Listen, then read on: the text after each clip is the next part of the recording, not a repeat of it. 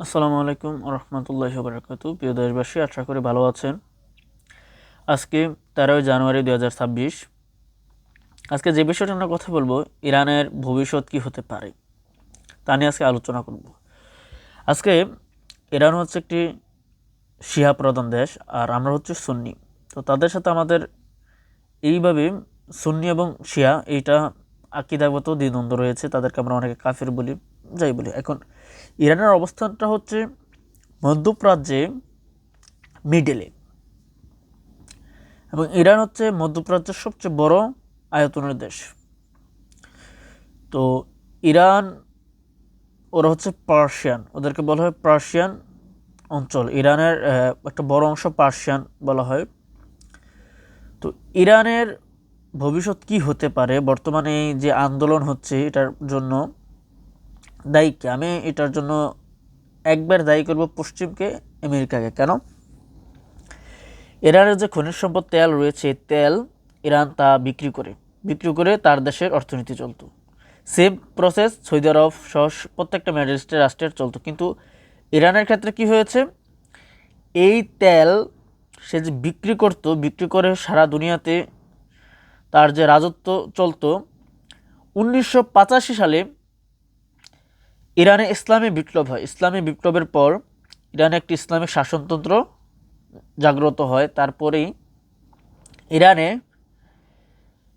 Islamic শাসনতন্ত্র হওয়ার পরপরই আমেরিকার যে প্রভাব বা আমেরিকার কথায় যে উঠা বসা যে ইগুলো ছিল, ইরানের তৎকালীন সরকার তারা ক্ষমতাচ্যুত হওয়ার পরপরই 1985 থেকে 2025 পর্যন্ত, আজ তো 26, ইরানকে বিভিন্ন সময় অর্থনৈতিক নিষেধাজ্ঞা দিয়েছে আমেরিকা। ইসরায়েলের এগেনস্টে যখন ইরান কথা বলে তখন তাকে অর্থনৈতিক নিষেধাজ্ঞা দেয়।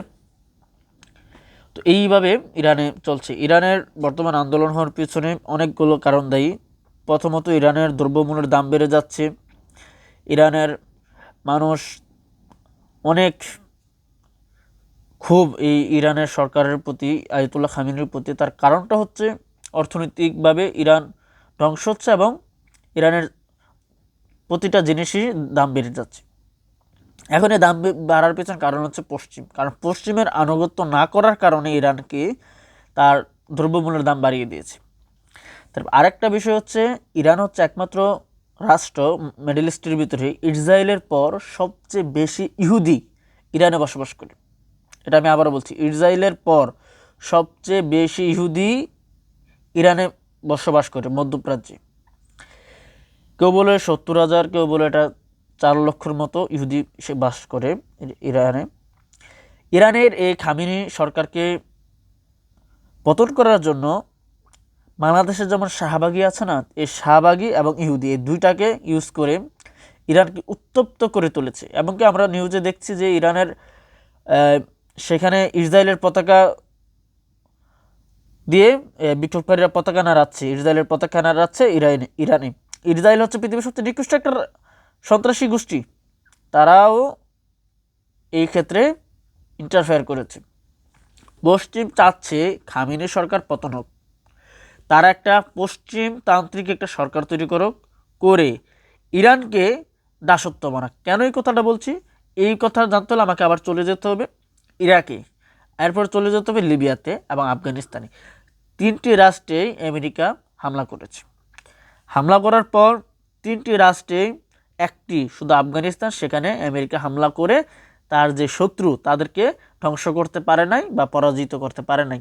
কিন্তু ইরাকে এবং লিবিয়াতে সেম ঘটনা ঘটে। ইরাকে যে ঘটনাটা ঘটেছে, সেখানে সাদ্দামকে তারা মিথ্যা অপবাদ দিল। কেন? এটা আগে আমাকে জানতে হবে। সাদ্দাম ইসরায়েলের এগেনস্টে সবচেয়ে বেশি কার্যক্রম চালিয়েছে।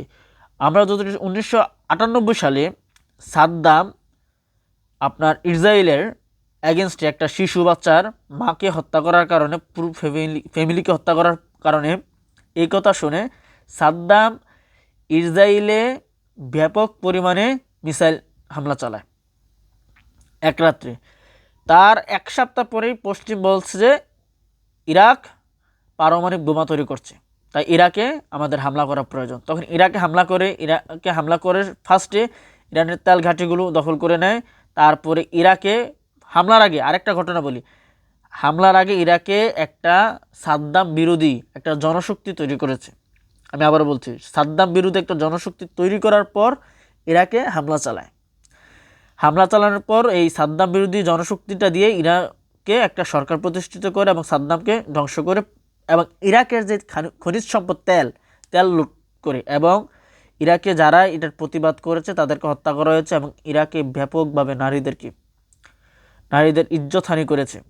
আমি এটা বললাম না, ধর্ষণ যেটাকে বলেন, ধর্ষণ করেছে পশ্চিম মিলিটারি ব্যাপক। মানে শুধু তাই না, এমনও ইনফরমেশন আমাদের কাছে এসেছে ইরাকের নারীদেরকে ধর্ষণ করার পর তাদের যে মিলিটারি ক্যাম্প সেখানে পাঠিয়ে দিত, এবং সেখান থেকে তারা ইউএসের বিভিন্ন জায়গায় ইরাকের মুসলিম নারীদেরকে পাঠাতো যেন সৈনিকদের যৌন তৃপ্তি হয় এটার জন্য।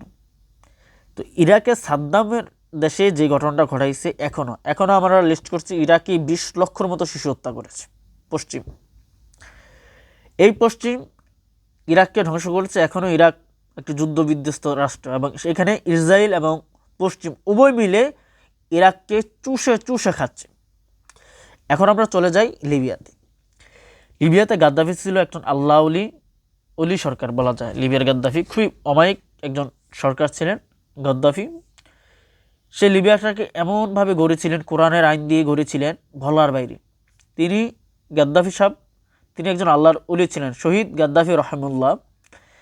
তিনি লিবিয়াতে এমন আইনগুলো করেছেন, লিবিয়ার কোনো জনগণকে তার দেশের যে তেল বিক্রি করে দুইভাবে ভাগ করতো। লিবিয়ার খনিজ সম্পদ ভাগ করে, মানে তেলটাকে যে বিক্রি করলো তার যে অর্থনৈতিক যে টাকাটা পেল দুইভাবে ভাগ করে, এক ভাগ লাগাতো সরকারের ফান্ডে, আরেক ভাগ দিত জনগণের অ্যাকাউন্টে তেলের টাকা চলে যেত লিবিয়াতে। সেম প্রসেসটা যদি পৃথিবীর কোনো রাষ্ট্র করত বর্তমান সময়ে, মানুষ পাগল হয়ে যেত। এবং এই গাদ্দাফি রহমুল্লাহর দেশে কোনো যুবক যুবতী যদি বিবাহের সময় হতো তাদের বিবাহ করে দিত। শুধু তাই নয়, গাদ্দাফি রহমুল্লাহর দেশে যারা ট্রান্সপোর্ট খরচ এবং কারেন্ট কোনো বিল দিতে হতো না, যত পারো কারেন্ট ইউজ করো। তারপরে ট্রান্সপোর্ট খরচ বলতে তেল কিনতে হতো না। আপনি গ্যাসের ইয়েতে যাবেন, সরকারি লোক থাকবে, আপনাকে তেল ভরে দিয়ে দেবে, কোনো টাকা দিতে হতো না। তারপরে আপনার বিয়ের বয়সে আপনার বিয়ে করিয়ে দেবে, এবং আপনার লেখাপড়ার যত খরচ আছে সব সরকার দিবে।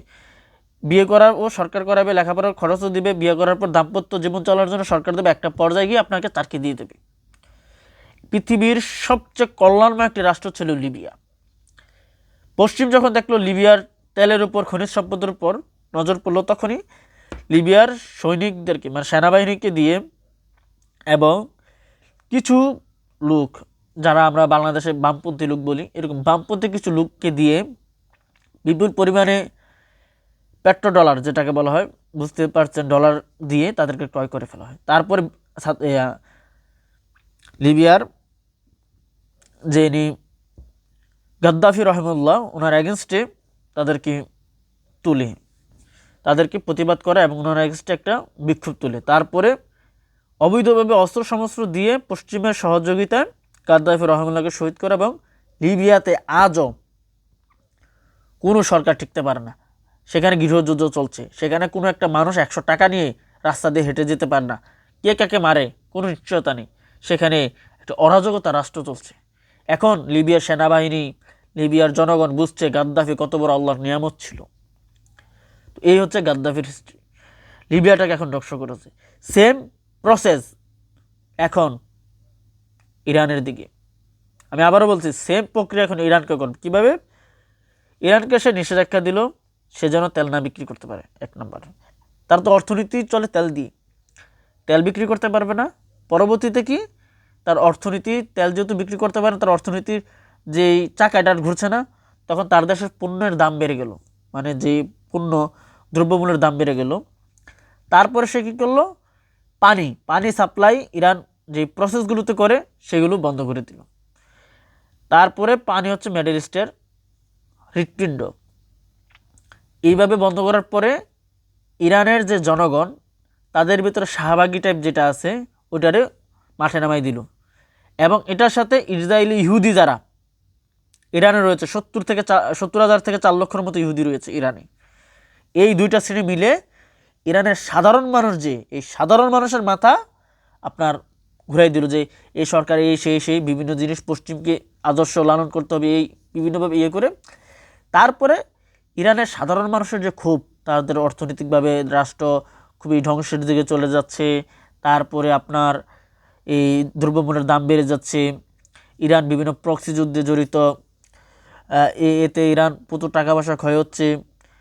তো সাধারণ মানুষকে বোঝাইলো এইগুলো। তারপরে শাহবাগী টাইপের মানুষগুলো এবং ইহুদিরা একসাথে মিলে ইরানের কিছু বদমাশ মানে বামপন্থী মানুষ যারা, তাদেরকে বোঝাইলো কেন পর্দা করবা, কেন হিজাব করবা, ইরান সরকার খুবই খারাপ, এই সেই বিভিন্ন জিনিস বুঝিয়ে ইরানে এই বিক্ষোভটা তারা তৈরি করলো। এরপর তৈরি করার পর এখন কি করছে, পশ্চিম ইসরায়েল একসাথে বিক্ষোভটাতে মদত দিচ্ছে যেন এই ইরানের সরকার পতন হয়।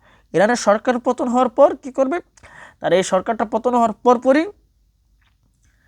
ইরানে একটা নিজেরা সরকার গঠন করবে, করে সেখানে একটা পশ্চিমা মদতপুষ্ট একটা সরকার গঠন করে ইরানের যে শক্তি মানে যেই খনিজ সম্পদ সেটাকে লুটে পুটে খাবে। ইরাক, সিরিয়া, লিবিয়া, আমি সিরিয়ার কথা বলিনি, সিরিয়া সেম বাশার আল আসাদের মতো একটা সরকারকে বসিয়ে প্রচুর লুটে পুটে খেয়েছে এই আমেরিকা ইসরায়েল দুইটা রাষ্ট্রই। এখন ইরানের টার্গেট। এখন আমার প্রশ্নটা হচ্ছে ইরান শিয়াদের সাথে আমাদের মুসলিমদের আকীদার অনেক সমস্যা। প্রথম যে সমস্যাটা, তারা আমাদের আয়েশা রাদিয়াল্লাহু আনহু, আমাদের রাসূলুল্লাহ সাল্লাল্লাহু আলাইহি ওয়াসাল্লাম স্ত্রী, তাকে নিয়ে খুবই বাজে মন্তব্য করে। তারপরে শিয়ারা আমাদের দুইজন সাহাবী হযরত উমর রাদিয়াল্লাহু আনহু এবং আবু বকর রাদিয়াল্লাহু আনহু, এই দুইজন সাহাবীকে নিয়ে খুবই খারাপ মন্তব্য করে, তাদেরকে সাহাবী মানে না। তারপরে শিয়ারা হযরত আলীকে প্রচণ্ড মানে। শুধু তাই না, শিয়াদের একটা অংশ এটাও বলে আপনার যে ফেরেশতা রাসূল সাল্লাল্লাহু আলাইহি ওয়াসাল্লামকে যে ওহী নিয়ে আসতেন, যে ফেরেশতা, নামটা আমার খেয়াল আসতেছে না, জিবরাইল আলাইহিস সালাম। তো জিবরাইল নাকি ভুল করে আলাইহিস সালাম, যে ফেরেশতা ভুল করে আলী রাদিয়াল্লাহু আনহুকে নবুয়ত দেওয়ার কথা ছিল, এই নবুয়তটা মুহাম্মদ সাল্লাল্লাহু আলাইহি ওয়াসাল্লামের কাছে চলে আসছে, নাউজুবিল্লাহ, এরকম মতবাদে বিশ্বাসী। শুধু তাই না, তারা কোরআনকে বিকৃত করেছে এবং তারা ইসলামটাকে বিদাত দিয়ে শিরিকের দিকে নিয়ে চলে গেছে। এই শিয়াদের একটা অংশ আছে খারিজি, আরেকটা আছে রাফিজি এবং খারিজি, এই দুইটা খুবই উগ্র। এই খারিজি এবং রাফিজি সম্প্রদায়ের লোক হচ্ছে এই সিরিয়ায় সবচেয়ে বেশি, এবং সেখানে সুন্নি মুসলমান যারা, তাদের দাড়িগুলো কেটে দেয়, তারপর তাদের উপরে অত্যাচার করে, তাদেরকে সরকারি চাকরি দেয় না। ইরানে এবং সিরিয়াতে একই অবস্থা করে। আপনারা শুনেছেন কি না, এই সিরিয়াতে যে বিজয়টা আসার পর এই কিছুদিন আগে সিরিয়ার রাফিজি সম্প্রদায় সিরিয়াতে অসংখ্য মুসলিমকে হত্যা করেছে, সুন্নিদেরকে, রাফিজিরা। এবং এই রাফিজিকে মদত দিয়েছে এই ইরান। আমাদের সুন্নিদেরকে হত্যা করার জন্য মদত দিয়েছে কে? ইরানের মদতে শুধু তাই নয়, রাফিজিদের হত্যা করার জন্য যে আমরা হিজবুল্লাহকে চিনি, লেবাননের হিজবুল্লাহ, আমার খুব ভালো লাগে, এরা ইসরায়েলের এগেনস্টে কাজ করে, কিন্তু হিজবুল্লাহর মতো সংগঠনও রাফিজিকে সমর্থন করেছে। তখন তারা সিরিয়ার সুন্নিদের কয়েক হাজার সুন্নিকে, 900 সুন্নিকে এক রাতে হত্যা করা হয়েছে, গলা কেটে। এই সিরিয়ার ঘটনা বলছে। এই রাফিজি সম্প্রদায়টাকে সন্ত্রাসী, জঙ্গি, শিয়া মতবাদ সন্ত্রাসী গোষ্ঠীটাকে আল্লাহ নির্মূল করেছে, কিন্তু এখন এটার রয়েছে। তো শিয়ারা সবসময় আমাদের সুন্নিদেরকে চিরশত্রু মনে করে। এখন বিষয়টা হচ্ছে, আমরা মুসলিম, সারা পৃথিবীতে ইসলাম একমাত্র ধর্ম যে ন্যায় এবং ইনসাফ কায়েম করে পৃথিবীতে। এখন ইরানে যদি পশ্চিম সাকসেসফুল হয়ে যায়, এই আয়াতুল্লাহ খামেনি গভর্নমেন্টকে, সরকারকে যদি পতন করে, সে একটা এখানে সরকার গঠন করবে এবং ইরানের সম্পত্তি লুটেপুটে খাবে। এবং ইরানে ফার্স্ট টাইম যেটা করবে, সে বলবে ইরানকে নিরাপত্তা দিতে হবে, ইরানে জঙ্গি সন্ত্রাসীদের হামলা হতে, এই একটা করে ইরানে 50 থেকে 60টা আমেরিকার ঘাঁটি করবে। আমি লিখে দিলাম, ফার্স্টে 10 থেকে 12টা আমেরিকার ঘাঁটি করবে, করে ইরানটাকে আস্তে আস্তে ডেস্ট্রয় করবে, ধ্বংস করবে। এবং ইরানের নারীদেরও সেম অবস্থা হবে, লিবিয়া ইরাকের নারীদের সাথে যেই ভয়ঙ্কর ঘটনা ঘটিয়েছে, যেই তাদের অ্যাগেন্স্ট হবে তার উপরে হামলা চালাবে। এখন মুসলিম উম্মার স্বার্থে ইরান শিয়া, তাদের ভিতরে অনেক ভালো শিয়া রয়েছে, ভালো শিয়া বলতে তারা আবার সুন্নি আকীদা মতে অনেকে বিশ্বাসী। ইরানে আমি আমার একটা লিস্ট করছিলাম যে আপনার 12 থেকে 13 লাখ সুন্নি রয়েছে, আমাদের সুন্নি, এবং আমাদের সুন্নিদের বড় আলেমও ইরানে রয়েছে। কিন্তু ইরান একটা শিয়া সম্প্রদায়ের দেশ, এটার মেজরিটি শিয়া।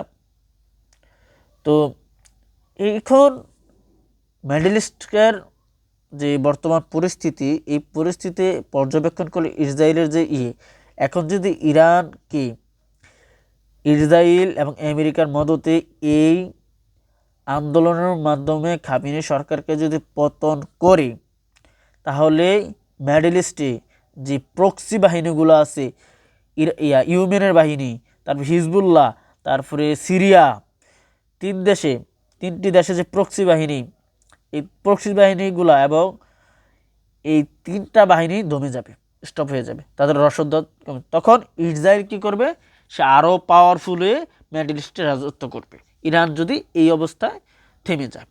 এখন মুসলিম উম্মার স্বার্থে, ফিলিস্তিনের স্বার্থে ইরানের এই আয়াতুল্লাহ খামেনি সরকারের পক্ষে আমাদেরকে কথা বলতে হবে, সেজন্য টিকে থাকে।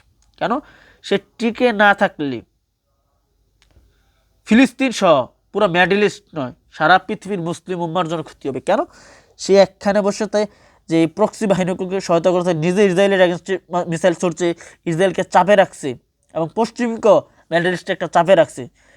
এই চাপটা যদি না থাকে, পশ্চিম এবং ইসরায়েল মিলে পুরো মিডল ইস্টকে ধ্বংস করে দেবে। এটা আপনি বুঝবেন না কীভাবে করবে, এটা ওরা করবে। এই জন্য ইসলামের স্বার্থে, মুসলিমদের স্বার্থে, ওরা শিয়া কাফের ঠিক আছে, কিন্তু আমরা এটা জিনিস খেয়াল রাখতে হবে, ইনসাফ এবং ন্যায়ের ভিত্তিতে সে যেই হোক, সে হিন্দু হোক, বৌদ্ধ হোক, খ্রিস্টান হোক, কাফের হোক, যেই হোক, সে যদি নির্যাতিত, নিপীড়িত হয়, তার পাশে একজন মুসলিম হিসেবে দাঁড়ানো মুসলমানদের ইমানি দায়িত্ব। এখন এই ইরানে উচিত খামেনি সরকারকে টিকিয়ে রাখা মুসলিমদের জন্য দায়িত্ব এবং কর্তব্য। কেন বলছি? ইরান একটি মুসলিম রাষ্ট্র, সেখানে কেন ইসরায়েলের পতাকায় বিক্ষোভকারী শাহবাগী ইহুদিরা ইসরায়েল আমেরিকার পতাকা নিয়ে আন্দোলন করছে, খামেনির এগেনস্টে কথা বলছে, খামেনির বিরুদ্ধে কথা বলছে, এবং ইরানের সাধারণ মানুষকে জাগিয়ে তুলছে খামেনির এগেনস্টে যাওয়ার জন্য। কারণ তাদের তো একটা খুব, কারণ দ্রব্যমূল্যের দাম বেড়ে গেছে, অর্থনীতি মন্দন হচ্ছে, ঋণাত্মক হচ্ছে, অর্থনীতি খারাপের দিকে যাচ্ছে, এটা তো তাদের জিদ। এবং তারা এটা বুঝতেছে না, ইরান তো অর্থনীতি খারাপ করাচ্ছে আমেরিকা, পশ্চিম ইরানকে নিষেধাজ্ঞা দিছে, এখন পশ্চিম তোমাদের কিন্তু আন্দোলন করাচ্ছে, নিষেধাজ্ঞা দিল পশ্চিম, আন্দোলন করাচ্ছে পশ্চিম, করায়া সরকারটার পতন করে পশ্চিম সরকার করে আরও ভয়ঙ্কর হবে ইরানের অবস্থা।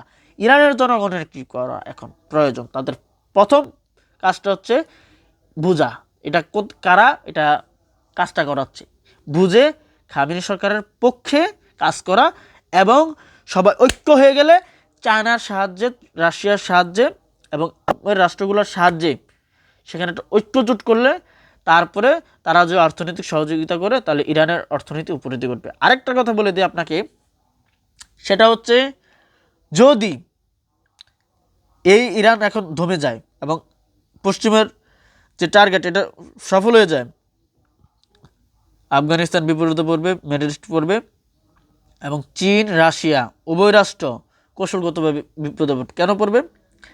ওইখানে যে অস্ত্র সমস্ত্র কারখানাগুলোকে সর্বপ্রথম নষ্ট করবে, এই যে ইরানের যে ড্রোন, মিসাইল, এগুলোকে ধ্বংস করবে। তাই ইরানের এই বিক্ষোভটা যে কোনোভাবেই বন্ধ করতে হবে, না হলে সারা বিশ্ব পস্তাতে হবে। আল্লাহ যেন বাঁচায় ইরানকে। আর যদি এই আমেরিকা সফল হয়ে যায়, ভবিষ্যতে ইরান লিবিয়া, সিরিয়া, ইরাকের মতো হবে, ভবিষ্যৎ অনেক খারাপ। ইরানের মানুষ না খেয়ে মরতে হবে, হাজারো নারী দর্শনের শিকার হবে। তাই এখনই সুযোগ হচ্ছে ইরানের এই বিদ্রোহটা থামানো, না হলে সবাই বিপদে পড়বে।